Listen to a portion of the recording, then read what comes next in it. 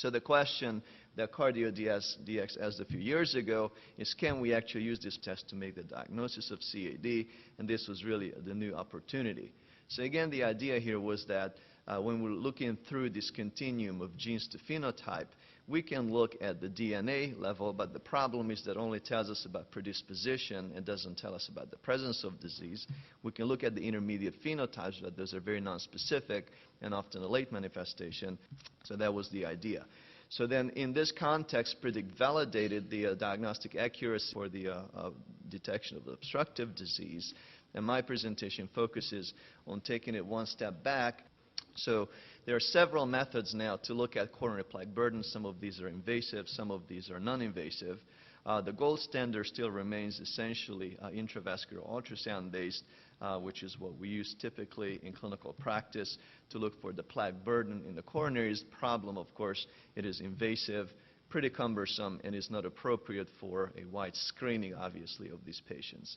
Now, calcium scoring is a non-invasive test. It is CT-based and is predicated on the idea that calcium, which is a major component of atherosclerotic plaques, is very easily detected and quantified on the scans.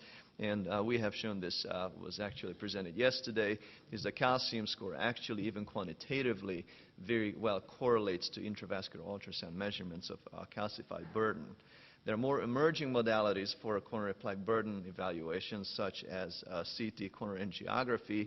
Again, we have validated that against intravascular ultrasound. This will be presented at 8 o'clock this morning in the main sessions. But again, coronary CT angiography is not widely available and is associated with some radiation burden. So that's a motivation for some alternative testing. So then the next question is do we know, is there any correlation between biomarkers and coronary atherosclerotic burden in any sense? And the answer is absolutely.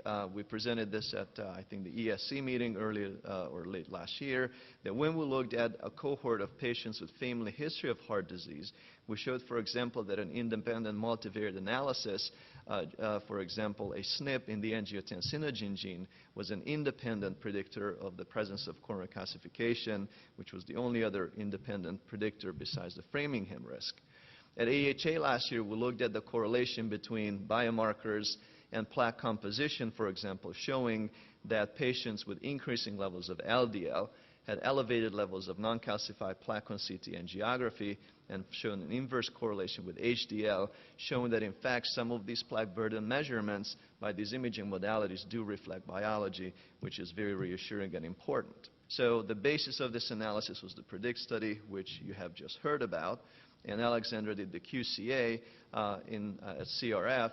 And as you know, the parameters that are measured on QCA specifically and primarily are related to the presence of obstructive disease and quantifying obstructive disease by looking at the minimal luminal diameter, by looking at the reference diameter in the coronary artery, and looking at the length. So using these measurements, assuming a symmetrical hourglass shape of these plaques and modeling this, we have developed a calculation to estimate plaque burden on the basis of QCA using these simple measurements. Secondly, in a subset of patients, we did have coronary calcium scores available. These were done at institutional protocols, and the calcium score was expressed as the Agatston score. And then we looked at the relationship between plaque burden and the presence of the pattern by different statistical analyses.